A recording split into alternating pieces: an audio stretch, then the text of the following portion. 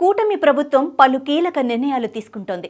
అధికారంలోకి వచ్చిన తర్వాత రాష్ట్రంలో పెన్షన్ను 4,000కు పెంచి అమలు చేస్తూ ప్రతి నెల 1వ తేదీన సచివాలయ సిబ్బందితో ఇంటికే పెన్షన్ అందిస్తోంది. అందులో భాగంగా ఈ నెల పెన్షన్లను ఒకరోజు ముందుగానే అంటే డిసెంబర్ 31న పంపిణీ చేసేలా ప్రభుత్వం మార్గదర్శకాలు జారీ చేసింది. ఏపీ ప్రభుత్వం ఒకరోజు ముందుగానే పెన్షన్లను పంపిణీ చేయాలని నిర్ణయించింది. జనవరి 1న అందాల్సిన పెన్షన్లను ఒకరోజు ముందుగానే అంటే రేపు పంపిణీ చేయనుంది.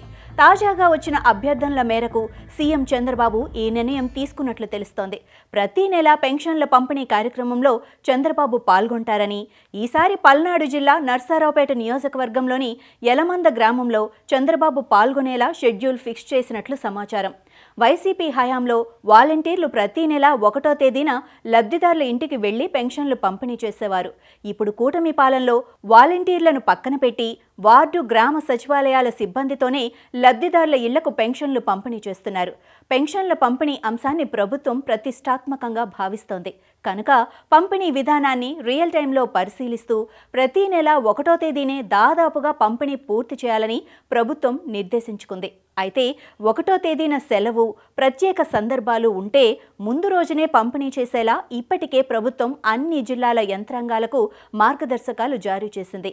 రాష్ట్ర వ్యాప్తంగా 64 లక్షలకు పైగా ఉన్న పెన్షన్ లబ్ధిదారులకు డిసెంబర్ 31న పెన్షన్లు అందనున్నాయి. వరుసగా 2 నెలలు పెన్షన్లు తీసుకోని వారు సైతం 3వ నెల ఒకేసారి పెన్షన్లు తీసుకునే విధంగా ప్రభుత్వం వెసులుబాటు కల్పించింది.